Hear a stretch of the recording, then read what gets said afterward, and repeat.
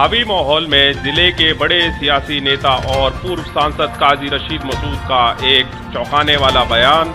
उन्होंने धर्म से खारिज लोगों को कट्टरपंथी करार देते हुए कहा कि ऐसे लोगों से सचेत रहकर सभी को एकजुटता के सूत्र में आपस में बंध जाना चाहिए। जिन लोगों के दिलों में पाप रहता है, इलेक्शन में वो आगे आ जाते हैं और कोई मरे या जिए उनको सिर्फ वोट से मतलब होता है। न्यूज़ परिक्रमा और सिटी वेब के कार्यक्रम में उन्होंने सभी पत्रकारों को होली की मुबारकबाद देते हुए कहा कि पत्रकारों की जिम्मेदारी आज के माहौल में सबसे ज़्यादा है, क्योंकि एक कलम 100 जलसों पर भारी पड़ती है। इसलिए अच्छे हिंदू और अच्छे मुसलमान बनने के बजाय अच्छे इंसान बने, अच्छे पत्रकार बने और अच्छी शख्सियत बनकर ही इस संसार को एक मोहब्बत का पैगाम पहुंचाएं। सिटी वेब को उसकी शुरुआत के लिए मुबारकबाद देते हुए खास तौर पर काजी रशीद मसूद साहब ने कहा कि पत्रकार अपनी जिम्मेदारी को जिस दिन समझ लेंगे उस दिन समाज की सूरत सही मायने में बदल जाएगी और सिटी वेब से वो यही विश्वास, यही भरोसा और यही यकीन करते हैं। हमने गलती से कट्टरपंथियों को धर्म से जोड़ दिया है। हालांकि कट्टरपंथ का धर्म से कोई ताल्लुक नहीं, ना हिंदू धर्म से है ना इस्लाम धर्म। हम कट्टरपंथियों को धर्म से जोड़कर कहते हैं कि वो तो बहुत कट्टरपंथी है। वो ये नहीं पता है कि वो तो इस्लाम से ही खारिज है, हिंदू धर्म से भी खारिज है। जो इंसान नहीं बना सकता धर्म, वो धर्म नहीं हो सकता है। और धर्म इंसान बनाता है, ये कोई इसमें शक और शुबे की गुंजाइश नहीं है। अगर हिंदू अच्छा हिंदू, सच्चा हिंदू, पक्का हिंदू है तो आप तसव्वुर भी नहीं कर सकते जिसको जानवर का भी खून बहाना जायज नहीं है, वो इंसानों का खून किस तरह से बहाएगा। इसी तरह से इस्लाम अगर सच्चा मुसलमान है, जिस धर्म में हरे पेड़ को काटने की ममानियत है, इंसानों को काटने की इजाजत कैसे देगा।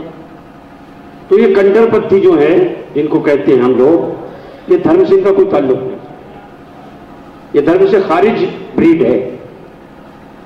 लेकिन बदकिस्मती हमारी है कि हम उन्हें कट्टरपंथी लिख करके धर्म से जोड़ देते हैं। अच्छा सच्चा पक्का हिंदू बनो, इंसान अपने आप बन जाओगे ऑटोमेटिकली। अच्छा सच्चा पक्का मुसलमान बनो, इंसान बने बनाए एक लोग। कोई नफरत नहीं सिखाता मजहब, मजहब नहीं सिखाता आपस में बैर रखना। ये तो हम लोगों ने अपने मफाद के लिए, कहीं पॉलिटिकल मफाद होगा, कहीं दूसरा मफाद होगा, कहीं जमीन का मफाद होगा, कहीं कोई मफाद नहीं होगा, सिर्फ नफरत ही नफरत के सहारे एक दूसरे को मारना पीटना शुरू कर देंगे। इसलिए मैं समझता हूं कि एक बड़ी अच्छी शुरुआत है कि हिंदुओं के त्योहारों के, जो मिलन का त्यौहार हो या दूसरा कोई त्यौहार हो, उसका सारा इंतजाम मुसलमान करें और मुसलमानों के त्योहारों का हमारे हिंदू भाई करें, तब एक जाकर के माहौल बनेगा। और ये माहौल बनाना बहुत जरूरी है। आज नफरत बहुत ज्यादा फैल रही है, कहीं सड़कों पर उसका मुजाहरा होता है, बसों में उसका मुजाहरा होता है, ट्रेन में होता है। और इत्तेफाक की बात कि जो पत्रकार बंधुओं ने ये आज का ईद मिलन की होली मिलन किया है, इनकी जिम्मेदारी सबसे ज्यादा है। क्योंकि आप जो बात आम आदमी तक पहुंचा सकते हो, वो हम 100 जलसे करके भी नहीं पहुंचा सकते। आपका एक कलम, एक दिन की तहरीर वो काम करेगा जो हमारे 100 जलसे नहीं करते। और फिर 100 जलसों में जरूरी नहीं कि 100 जलसे करने वाले लोग ईमानदारी के साथ सेकुलर भी हों। उनके दिलों में खुद दुविधा रहती है, दिलों में खुद पाप रहता है, तो किस तरह से आप लोगों को ठीक कर देंगे।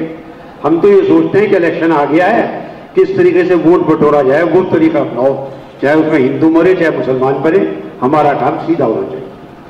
इसलिए मैं मुबारकबाद देता हूं सबको होली की, और होली खुशियों के साथ मनाई जाए और खुशियों में सब हिंदू मुसलमान शरीक हों।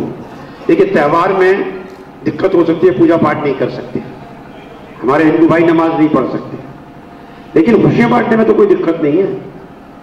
होली की खुशियां तो बांटी जा सकती है। अगर पूजा पाठ नहीं की जा सकती तो होली की खुशियां तो बांटी जा सकती है। ईद की पूजे पाठ नहीं की जा सकती, ईद की खुशियां तो बांटी जा सकती है। इसलिए हम आज खुशियां बांटें और होली तक बांटते चले जाए और होली के बाद पूरे सारे अगले साल तक इन खुशियों का माहौल रहे। मैं आपको सबको धन्यवाद देता हूँ।